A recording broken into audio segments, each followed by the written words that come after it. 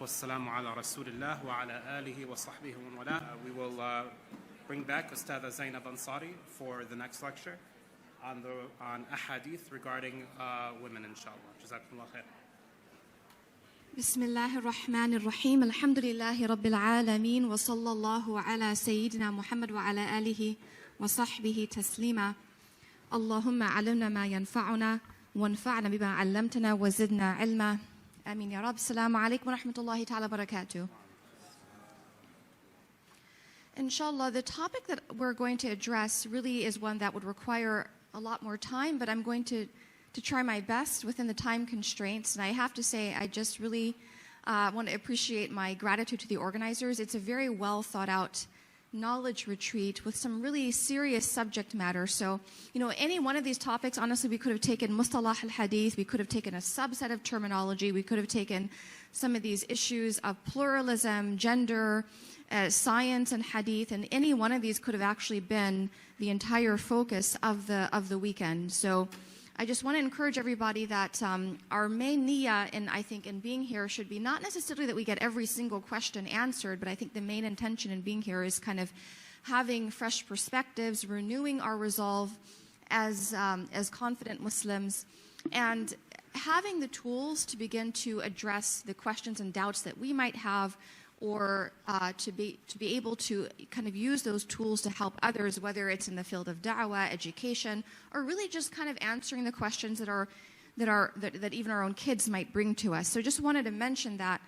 And then the other thing that I want us to understand here, there have been some questions about statements I made regarding pre-modern Muslims, and do they kind of deal with doubts and misgivings and questions. And what I really want you all to understand is that the subject matter of women in the hadith, I think, is one that would maybe kind of help us to understand what I'm getting at. Because I'm very strongly convinced that with the encounter of Islam and modernity, and with the psychological defeat that many Muslims experienced, I think one of the manifestations of which is just this constant kind of apologetics for Islam, I really think there's a very qualitative difference between how we engage our faith today and the experience of pre-modern Muslims.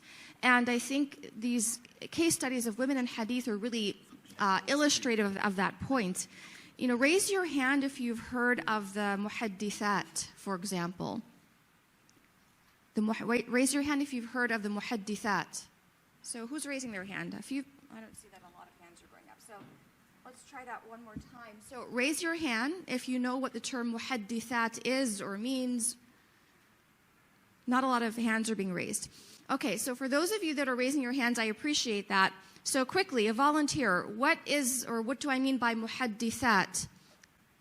That corner over there, somebody raise their hand. Muhaddithat, yes, you brother.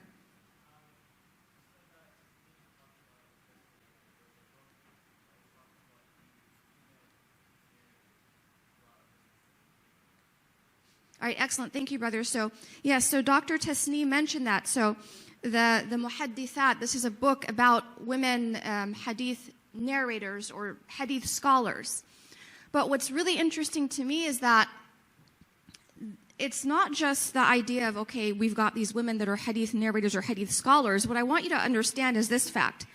These aren't women that are just mindlessly regurgitating a hadith they heard and that's the end of the story. That in being a muhadditha and being a hadith transmitter, narrator, or I really prefer the term scholar because these women were scholars in their own right, that certainly they had to engage with questions around women in the hadith. It's impossible for someone to have been a muhadditha, especially some of the top muhaddithat, some of the muhaddithat who had really kind of renown all throughout the Muslim world, muhaddithat that counted amongst their own students some of the most prominent male scholars. It's impossible for a woman to have reached that level of scholarship in a work like Sahih al-Bukhari, for example, and not have encountered the hadith that you're going to see in front of you. So this is what I want you all to understand. I'm not dismissing questions that we might have. I'm not saying those questions are unimportant. I'm not saying those questions are not relevant. But what I'm saying here is just consider this fact, that for 1400 years, because really you had muhaddithat in every generation and every century. Those numbers might have declined somewhat with the advent of modernity, but in reality, there's not been a single historical era where you didn't have women scholars of Sharia and Islamic studies and Hadith. So, what I want you all to consider is that for 1400 years, you had women that were certainly teaching these ahadith.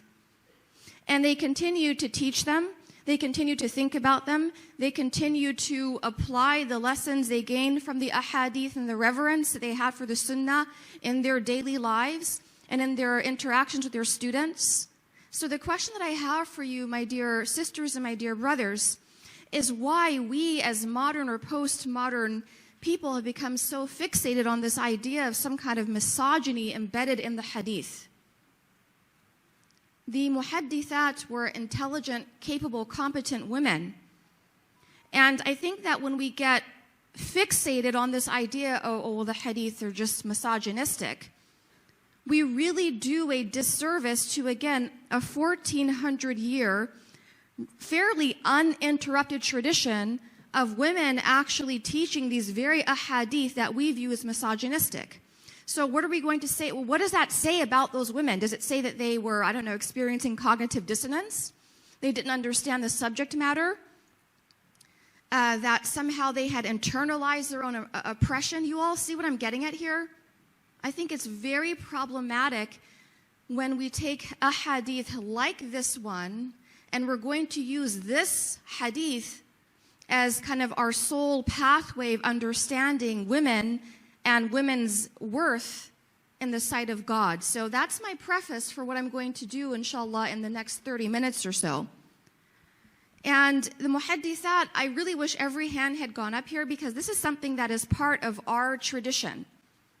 I.e., this is something that's part of Islam's kind of, this is part of our intellectual legacy, heritage. So it's not just some kind of curious fact that Dr. Muhammad Akram Nadwi unearths and that's the end of the story. There is the introduction that he translated some years back called Muhaddithat, the Women Scholars of Islam, but in reality this is more than one book. It's about 40 volumes now from what I understand. So if you want to look up this project, you want to look up Dr. or Sheikh Muhammad Akram Nadwi. He's at Cambridge Muslim College. And again, now it's a 40-volume series on women whose expertise was in hadith studies. But keep in mind that it's not just they knew about hadith, they also understood other areas of Islamic sciences. So when we use the term muhaddithat, we want to be able to use terms like muhaddithat and really think of these women and their contribution as being on the level of the other scholars whose work we naturally celebrate or venerate.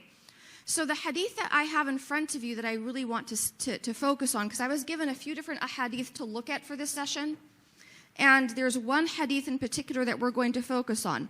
And the first thing that I want you all to see in terms of this hadith and where it's located is that this hadith is located in Sahih Bukhari, but the chapter where it's located. So I've selected a hadith that probably amongst the hadith about women is probably one of the most, if not the most controversial. And as you can see right here, the heading is really important. And understand this, you have the biography of Imam al-Bukhari, I think earlier this morning with Sheikh Sulaiman. Imam al-Bukhari is not somebody that is going to sort of randomly arrange his book. In other words, he has a methodology and a criteria for how he organizes the ahadith. So if you actually want to find this hadith that sadly many of us have taken to be the sum total of Islam's stance on women and gender, we are not going to open up Sahih al-Bukhari and find a chapter that Imam al-Bukhari has basically entitled Status of Women in Islam. You actually have to go to let's go to Sahih al-Bukhari table of contents. You actually have to go to the book on menstrual periods, Kitab al-Hayd. So right off the bat, this should tell you something in terms of what is the actual significance of this hadith for Imam al-Bukhari himself. Again, this is a table of contents of Sahih Bukhari. And if you're looking through the table of contents and you're trying to find a chapter that's entitled, status or role of women in Islam, do you see such a chapter in Sahih Bukhari? No, you don't. But what you see is that right here, he's got a chapter called Kitab al-Hayd. And if we scroll down, you're going to see the hadith in question, which is right, let's see, it's a longer hadith and it should be right here. I saw it just a second ago. A little bit further down probably. Yeah, here it is. This one right here. Let me make it a little bigger. Let's see. Okay. So there's the hadith. Okay, Jazakallah khairah. And just, I'm going to come over here and just kind of look at it from my laptop if that's okay. So this is what I want you all to note about the hadith. Number one is its placement in Sahih Bukhari. The fiqh or basically jurisprudential ruling here, it's the fiqh ruling that I think is the most significant implication of the hadith. But let's go ahead and read it. حدثنا سعيد بن أبي مريم قال أخبرنا محمد بن جعفر قال أخبرني زيد هو ابن أسلم عن عياض بن عبد الله عن أبي سعيد الخدري رضي الله عنه قال خرج رسول الله صلى الله عليه وسلم في أضحى أو فطر إلى المصلى فمر على النساء فقال it should be معشر النساء تصدقنا. And I'm going to go ahead and go back to the website because the one that I've got in my slides here, it had inverted the Arabic. Okay, so يا معشر النساء تصدقنا فإني أريتكن أكثر أهل النار فقلنا وبما يا رسول الله قال تكثرن اللعنة وتكفرن العشير ما رأيت من ناقصات عقل ودين أذهب للب الرجل الحازم من إحداكن قلنا وما نقصان ديننا وعقلنا يا رسول الله قال أليس شهادة المرأة مثل نصف شهادة الرجل قلنا بلى قال فذلك من نقصان عقلها أليس إذا حاضت لم تصلي ولم تصم قلنا بلى قال فذلك من نقصان دينها. So that is the hadith.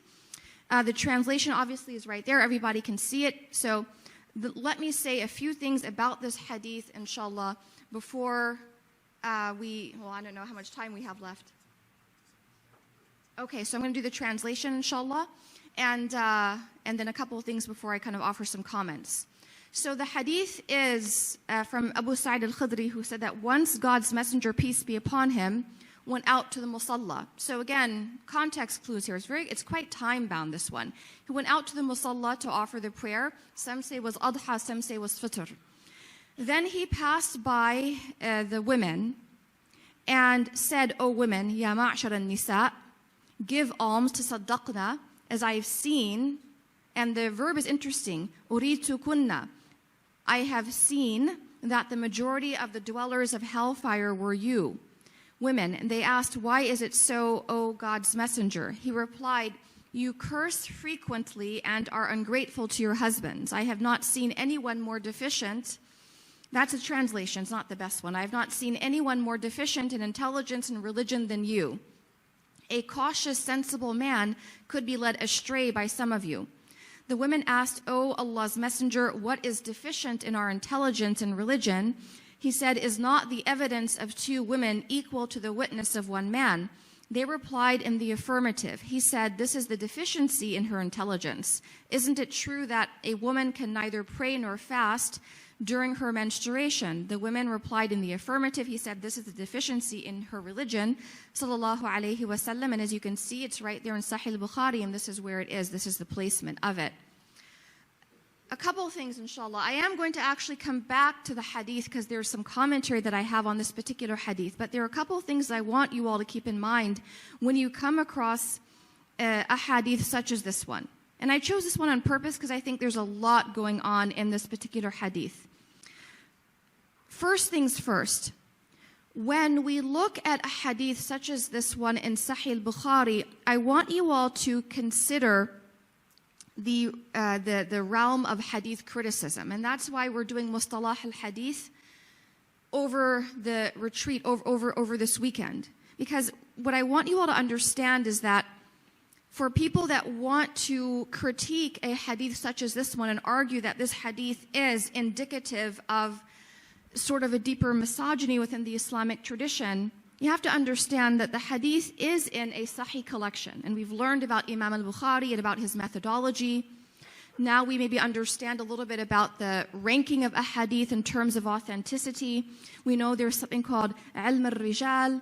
We understand there's something called jarh wa ta'dil, where you evaluate the narrators. We understand that there are women who as muhaddithat played a very important role in shaping the field of hadith studies. Again, we have to take all of these things into consideration when we look at a hadith like this one and argue that, okay, maybe we should throw it out or whatever people want to do this particular hadith. So understand this, that the field of hadith criticism is not something that is somehow new. It's not something that pre-modern Muslims were unaware of. And textual criticism is not something that was sort of invented by Western scholars and then kind of imposed retroactively on the Islamic tradition.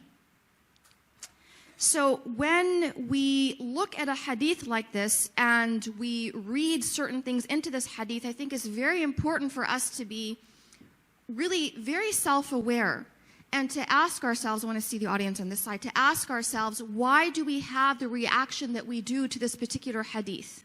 In other words, if we view the hadith as being unfair to women, do we view the hadith as being unfair to women on the basis of how the hadith is worded? Is it the language that's used? Is it the translation that we have in front of us? Is it maybe that this hadith we feel has been kind of weaponized by certain men perhaps against women? These are all things I invite us to think about as we consider the role of women in the hadith. And these are some assumptions. Again, these are assumptions about the hadith tradition that I think we might want to unpack. And this is really in the field of feminist criticism. And the first principle, if you will, again, the first assumption, if we apply feminist critique to the hadith, is an assumption of oppression. And we need to be very careful about this, all right? So I'm going to take these principles, and now I'm going to actually talk about the hadith, and let's try to kind of cross-reference here. If we look at this hadith and we say, okay, the hadith is somehow, it's misogynistic, it's unfair to women, what we are really doing is we are actually critiquing the Prophet himself, sallallahu alaihi wasallam, and that's where we have to be very careful. Because really one of the central ideas of feminism is that women are inherently oppressed and are inherently victimized by the structures of patriarchy. What that means is that women are essentially victims of patriarchal structures that have basically subjugated women economically, politically, socially, and psychologically. And that this kind of patriarchal ideology has to be dismantled, and that really is at the heart of feminism. So again, we're taking an idea, and we're accepting this idea at face value that women are, again, sort of inherently being victimized by patriarchy. Then we see a hadith such as the one about women supposedly being kind of deficient in intelligence and religion. And then the second kind of assumption here that we see in feminist critique is that men are viewed as kind of being the norm and women are being viewed as other than that. That women by their very nature are being marginalized, and that women by their very nature are viewed as somehow different and other than and less than men. And again, that is a reading that people have done of this hadith, because in the hadith, the Prophet, peace be upon him, mentions certain kind of biological experiences that women have. Then another feminist assumption that, and this is, as Muslims, we need to be extremely careful. And please understand this, I'm not endorsing these positions. I'm just trying to convey to you what I think is part of the problem in terms of how we are reading this hadith.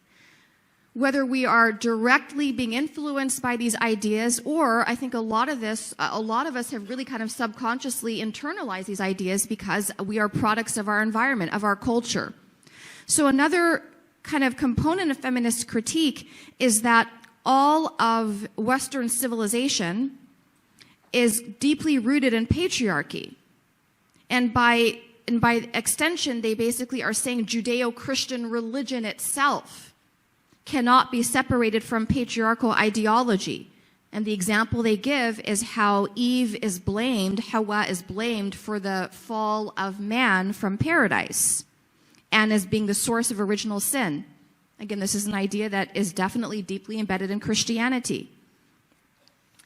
Another aspect of this critique is that feminist activity has to have as its objective to change the world by promoting full-on gender equality. And again, this is why the subject matter becomes so thorny for Muslims. Because if you survey Islamic law, you are going to see that the impulse that sort of is at the center of Islamic law is not necessarily the full-on equality of the sexes, but the emphasis really is far more on equity than equality. And then another kind of assumption here that's part of feminist critique here is that gender issues play a part in every aspect of the human experience, whether we are consciously aware of these issues or not.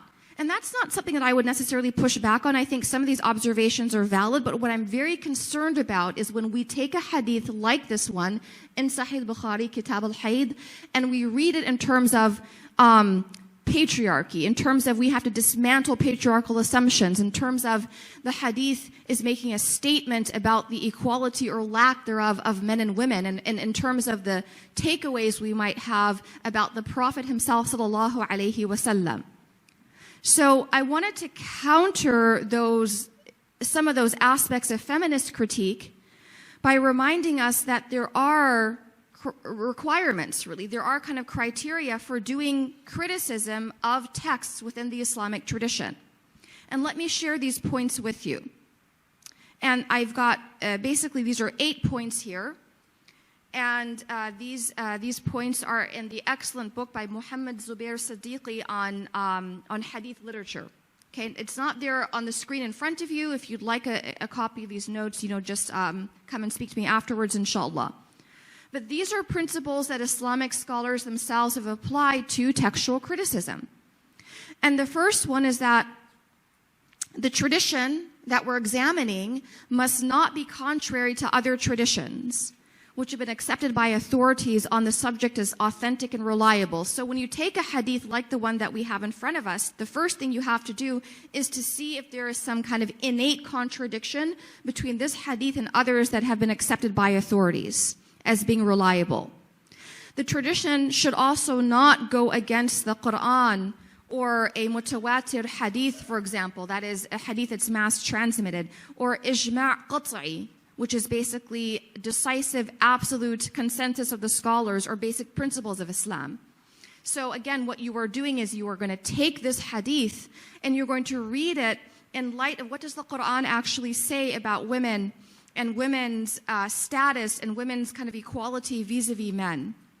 What do other ahadith that are similar say on the subject matter? What is the consensus of scholars, for example, on this topic? And by the way, the scholars never arrived at any consensus that somehow women were innately inferior to men. To the contrary, there's actually quite a bit of debate about what the nuqsan in the hadith is actually relating to. Another thing, and this is something that I think was mentioned by one of our dear teachers yesterday, or maybe it'll come back today. I was reviewing the notes. I know someone has talked about this.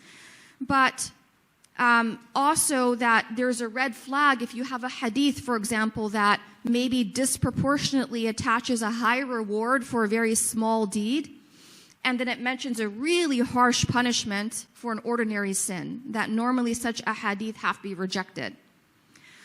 Traditions also extolling the virtues of certain portions of the Quran may not be authentic. This is another thing too. There are a lot of ahadith in circulation that tell you about the merits of reading such and such surah. Not all those hadith are authentic. Some are and some aren't. So again, I'm just giving you some of the principles of Islamic textual criticism. Also, sometimes if there are ahadith that praise the superiority of certain persons, tribes, in particular places, we have to be careful about those ahadith because often they have been invented to support a particular political agenda. Now, ahadith that contain detailed prophecies, we have to be careful with those too because some are authentic. Because again, the role of a prophet is to also predict things. However, if it is attached to a specific date, that can be a red flag that that hadith is not authentic. And another principle, a metan, the text of the hadith, should not violate the basic rules of Arabic grammar or style. In other words, we have to be confident that the Prophet, peace be upon him, has actually expressed himself this way using these terms. And the final point, which I really want to highlight here, is that traditions containing such remarks of the Prophet as may not be a part of his prophetic vocation, or such expressions are clearly unsuitable for him, should be rejected. I'll read that again.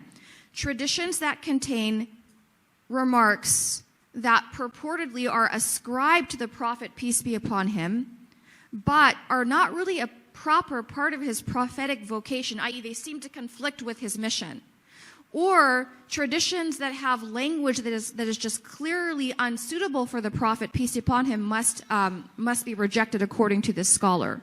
So now that we have, I've gone through some of these principles, let's actually go back to this particular hadith. And there are a few things that stand out. Okay, can we get the hadith? Okay, so there are a few things that stand out to me about this particular hadith. One is that the Prophet ﷺ is not basically summoning all the women of Medina and saying that he's going to make a pronouncement on the status of women in Islam. You have to understand that there's something very kind of time-bound that's happening here. He's on his way to the Musalla. He passes by a group of women, and he gives these women nasiha. So we're going to stop right there. You have to understand this is something that is not out of character for the Prophet sallallahu alaihi wasallam. In fact, one of the things that he was accustomed to doing is that he would actually set aside a day where he would just focus on answering the questions of the women in the community and instructing them.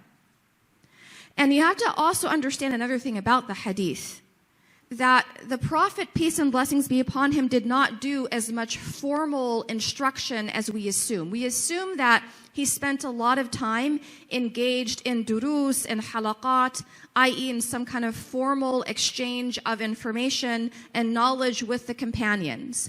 Most of the prophetic tarbiyah tended to take place in more common, relaxed, casual, day-to-day interactions. So I want you all to keep that in mind. And I think the challenge when we come across a hadith like this is that, remember, this is a data point amongst many thousands, tens of thousands, and hundreds of thousands of data points that we call the ahadith of the Prophet sallallahu alaihi wasallam. So if you have this kind of snapshot, understand it's just a snapshot of advice he gave to a particular group of women on that day at that time. And it is not necessarily indicative of his overall views, peace be upon him, about women in totality. I'll give you all an example that maybe I think we can relate to. And you have probably had this experience.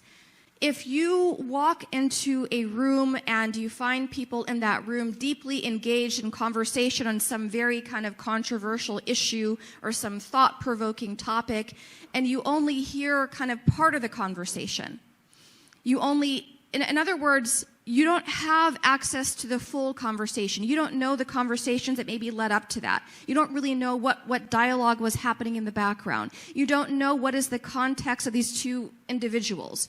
You don't know what their relationship was prior to that. In other words, you have to understand with the ahadith that we are getting snapshots of an ongoing dialogue between the Prophet ﷺ and his community from the earliest days in Mecca, 13 years, all the way through his 10 years in Medina sallallahu alaihi wasallam. So what you really have to do is we have to be better kind of detectives in this. We have to do a little bit more forensic work, to use that term, to really understand what the Prophet actually thought about women and their contribution sallallahu alaihi wasallam. So remember, it's time-bound. You're only getting one small piece of that conversation. And I guarantee you that around this time in Medina, there were likely ongoing conversations about women and about men and about the merits of each group and what reward they could expect to have in the hereafter. And the reason why I'm saying this is because in other commentaries, especially when we look at the first section of the hadith where the Prophet says, sallallahu alayhi wasallam, let's look at the Arabic, فَإِنِّي أُرِيتُكُنَّ أَكْثَرَ أَهْلِ النَّارِ. This actually comes from something that's happening in Medina. And what's happening is that, again, you have groups of men and women engaged in discussion regarding whose numbers are going to be greater in paradise. What will the reward look in the akhirah? So remember, what we have here in the hadith is just one particular kind of like intervention into this conversation. And if our takeaway from this hadith is that for all times, that the majority of the dwellers of hellfire are women, I think it is a gross misreading of this hadith.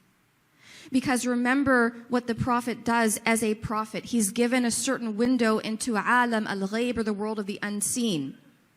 So it may be that at a particular moment, the Prophet is shown things about the dwellers of paradise, the dwellers of hellfire. And in that moment, he goes to people who he thinks might be impacted by that, and he gives them advice about that. And that's how I've always understood this particular hadith. This is not the messenger of God making a pronouncement that women, by virtue of being women, are going to be the gender that predominates in hellfire. That's not what he's saying. What he's saying, sallallahu alayhi wasallam, is that what he was shown in that particular moment about people's realities in the barzakh would indicate that in that particular moment that he saw a great number of those dwellers of hellfire were women. Again, in the commentaries, they counter this by saying that this has several things that we can actually think about logically in terms of, well, how do we know the numbers of people at all in the akhirah? If the assumption is that women naturally outnumber men, then this makes logical sense. Another observation in the commentaries about this is that we know that in the akhirah there's kind of like a plethora of azwaj mutahhara, of purified spouses. This is something that the Quran mentions. The Quran mentions the idea of these maidens. For example, Surah Al-Rahman, chapter 55 is an example of that. There are ahadith where the Prophet discusses the wives that a man will have in paradise, etc., etc. So really what we're getting when we put these traditions together is that there is an abundance really of both genders, with women especially kind of being in multiplicity in the akhirah. And that's how we have to understand this particular hadith. Another point, and how are we doing for time? Just let me know. We have? Okay, good. Okay, inshallah. So, because I want to make sure we can take some questions as well. Another point about this particular hadith is that this is very much a commentary on behavior as opposed to reducing people to some kind of, kind of like immutable sort of fixed essence. In other words, the Prophet is not saying that women are this way because they are women. It would be analogous to saying that the Prophet, peace and blessings be upon him, engaged in certain kind of skirmishes or campaigns with the Jews in Medina because they were Jewish. Would we accept that premise? Do we accept the premise that Allah subhanahu wa ta'ala issues these rebukes in the Quran to Bani Israel because of their Jewishness? Would we say that? I would like to think we would not accept that premise. They are critiqued because of their behavior, Bani Israel, because of their rejection of prophets and messengers, because of the way they dealt with Sayyidina Musa alayhi salam. So I want us to understand a hadith about women in the same light. Again, they are not being critiqued because of their essential biology, because of things they can't help, but this is very much about behavior. So that if the Prophet, peace be upon him, is commenting on behavior such as cursing or complaining or being ungrateful to spouses. And look at the term here. The term is quite interesting. It says, تُكْثِرْنَا اللَّعْنَ وَتَكْفُرْنَا الْعَشِيرِ. So the term that's actually used here is, and this is an accurate translation, it means that they're given over to speech, which is just basically kind of like harsh speech. It's not becoming. And see, what the Prophet is saying here, peace be upon him, is that he wants better for the women than what he's seeing. And it's not beyond the realm of possibility that you had some women in Medina who at that time were engaging in that type of conduct. And for women that get upset by this hadith, I have to tell you this, my dear sisters. As a woman, I have lost count how many times a woman has come along and basically lambasted her husband for everything under the sun as if the man never, ever, ever did a good thing for her in one day of his life. I've seen that time and time again. I've also seen it from men as well. In fact, I think probably one of the main maladies of marriage today is the fact that you have two people who often cannot remember a single good thing the other one did for them, but they remember all of the bad things. So this is what the hadith is getting at here. The Prophet is attempting to forestall behaviors that could ultimately end up being very injurious to marriage, to the bedrock of that community. And remember, just because the Prophet alerts us to a behavior, it doesn't necessarily mean that everybody is engaging in that behavior. A lot of the ahadith, if you actually pay attention to the wording, are ahadith that are kind of predictive. In other words, they tell you these are the things that you should not be doing. Doesn't mean that everybody is this way, but these are the things that you need to be avoiding.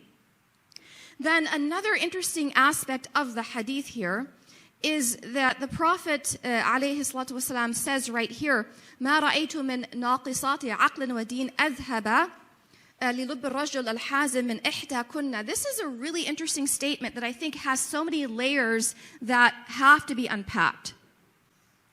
And, time does not really allow me to do this, but right here in the wording of this naqisat, and let's look at the translation here. I have not seen anyone more deficient in intelligence and religion than you. Deficient is a really poor translation. And I think probably my number one concern about mistranslations of a hadith is that people will take a hadith like this, they'll take language like the language of nuqsan, then they'll use this language to basically, kind of like apply that as an interpretive lens for all of Islamic law dealing with gender differences, and that is a mistake. So what the Prophet is getting at here, what he's getting at alayhi salatu wasalam, is really, it's two things. It's the general and the specific. In terms of the kind of the specifics of this, he actually mentions specifically why he's using this language, because the women actually ask him this. And again, if he was intending to demean these women, God forbid, would he have engaged in this dialogue, in this back and forth, where they're actually asking him why he's saying this? So the far more appropriate translation is that there's a reduction, that's basically allowed in terms of women's obligations in certain aspects of Islamic law. That's really what this is about.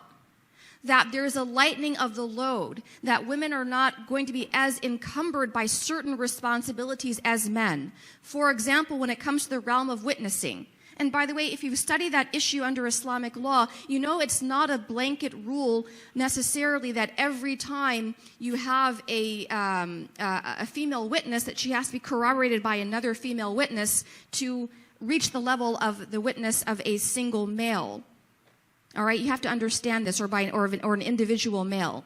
The other point here is that when it comes to these biological processes, when it comes to menstruation, and when it comes to, again, the fact that, and look at the heading here.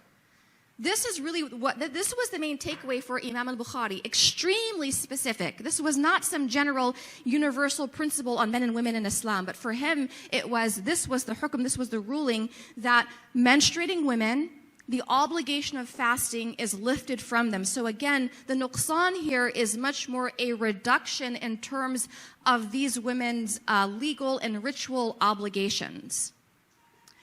So the Prophet, peace and blessings be upon him, again, he's mentioning something very specific here. He's giving specific rulings regarding women and that lifting of obligation here. And then the Prophet is also speaking in more general terms here. When he says, when he mentions this idea of a cautious, sensible man being led astray by some of you. So what does this mean? What it doesn't mean, let me talk about this part first. It does not mean that the Prophet is somehow casting all women as, irresponsible, wayward, seductive temptresses, enticing men from their responsibilities and duties and what have you. That is a misreading of the hadith. However, I think what might be more appropriate here is to understand that in the realm of marriage, because really that's really what the hadith is really kind of connected to, kind of indirectly, that in the realm of marriage, that really for both the male and the female, they have to balance a certain level of resolve, of decisiveness, of kind of like being rational against the very emotional and intimate nature of that relationship. And if you actually look at ayahs in the Quran, Allah subhanahu wa ta'ala actually tells us that verily your wealth and your children can be what for you? A test, a fitna for you. And this is something that I want you all to understand, that when it comes to these interpersonal relationships, that often in trying to balance between rights and responsibilities, sometimes it's very easy to kind of fall on one side or another. And in this hadith, the Prophet, peace and blessings be upon him, is telling us to strive for that balance as much as is humanly possible. Right? He's not talking about sort of the archetypal male kind of being rational and reasonable and women being the opposite of that. That is not what he is getting at all. Sallallahu alayhi wa sallam. So the takeaway, because again, this is a tough, I think this is probably one of the hardest topics that was assigned, so please forgive me for my shortcomings in being able to address this. Normally, I take probably a full weekend just to focus on this issue alone. But I think the main takeaway that I would offer to everybody here is that, religiously speaking, you do not have an obligation to be able to analyze every single hadith in order to love the Prophet, peace and blessings be upon him. That is very important. And if you read a hadith such as this one and it stirs up certain emotions, that's okay. And what you do is you take those emotions to Allah subhanahu wa ta'ala and ask Allah to give you clarity. And you have to understand that what you have in this hadith is a snapshot from one momentary conversation between the Prophet, peace upon him, and the women in Medina, and on that particular day. It's not a universal statement of gender in Islam. So I think with that, inshallah, let's see if we have any questions. We probably have, a couple of questions I would imagine that have come in. Okay. Could this hadith be taken as an example of hyperbole? Yes, like many ahadith, it's meant to make us sit up and pay attention. As I mentioned the other day, it's the Prophet's role to tell us basically what we need to hear, not what we always want to hear. You answered. Let's go with that. Are we required then to support or agree with every single hadith we hear? I'm not asking about credibility. Theologically speaking, I think that we're on dangerous ground if we try to throw out a hadith that are in Sahih al-Bukhari.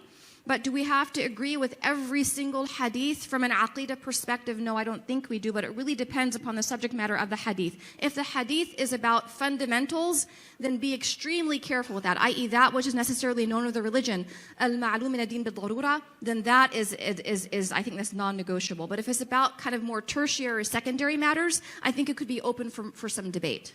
So let me ask you this, because, and I mentioned this yesterday, that sometimes it seems like we just came up with these sort of thoughts this past century. Did women before us, a few hundred years ago, 1,000 years ago, did they have similar questions? Like, did they bring these issues up? Yes, they did have similar questions. I don't know that they necessarily had a lot of questions around this particular hadith, because again, if you study the stories of the muhaddithat, you find they're experts in Sahih al-Bukhari, for example, but you don't get a sense that they spent a lot of time, and if they left anything, we don't really know at this point. I'd have to do further research. I don't know that they left a lot of thoughts necessarily or commentary about this particular hadith. But did they have questions? Yes, they did. And those questions go back to the time of the Prophet, peace upon him. I did not have enough time to present this, but Salama is very famous for asking questions about women and gender in Islam. And there are 3 ayahs in the Quran that come down in reference to her question, because she basically asks, are men more important than women in the sight of God, is her question. Yeah.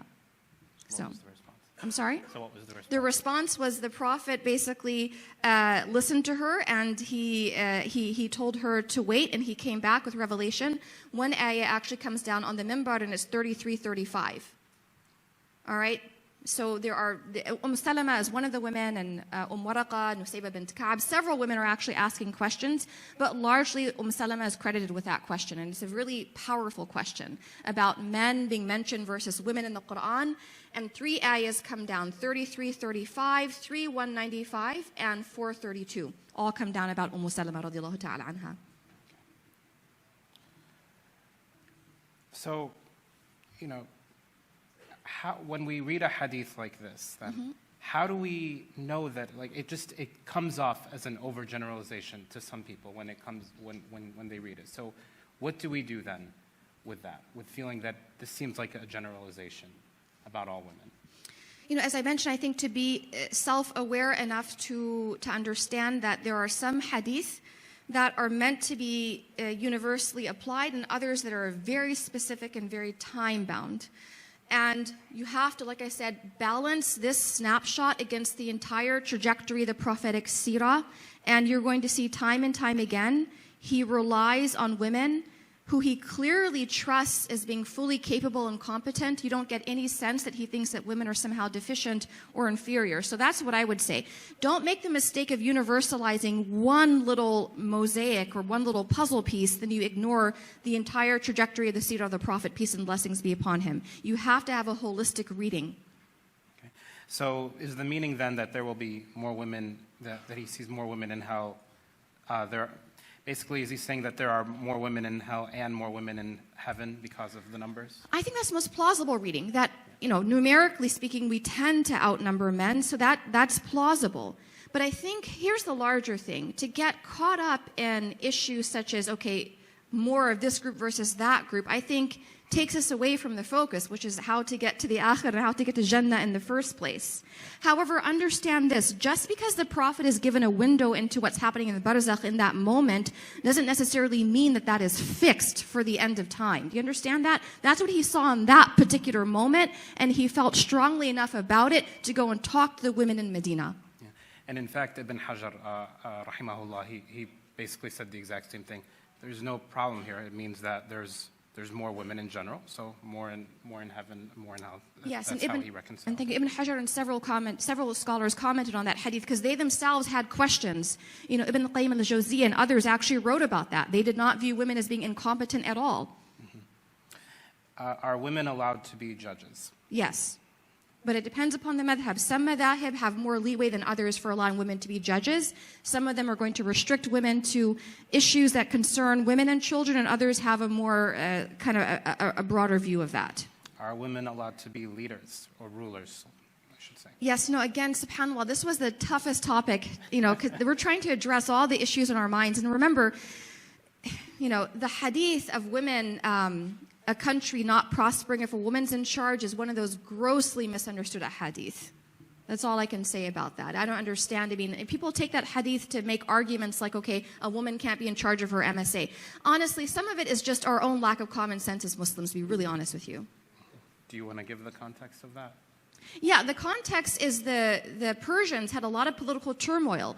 And in this particular hadith, the Prophet was commenting, peace upon him, on a woman that had succeeded her father to the reign of the Persian Empire. And that particular woman did not have a reputation for being somebody who was going to be fair and just. So it was very much a commentary on what was happening in Persia at that time, as opposed to a woman can never be in charge of anything for all times. Again, I think it does the Prophet it's disrespectful, frankly, when we ascribe to him attitudes that he did not have, sallallahu alayhi wa sallam. Okay. All right. Jazakumullah khair. Jazakallah khairan.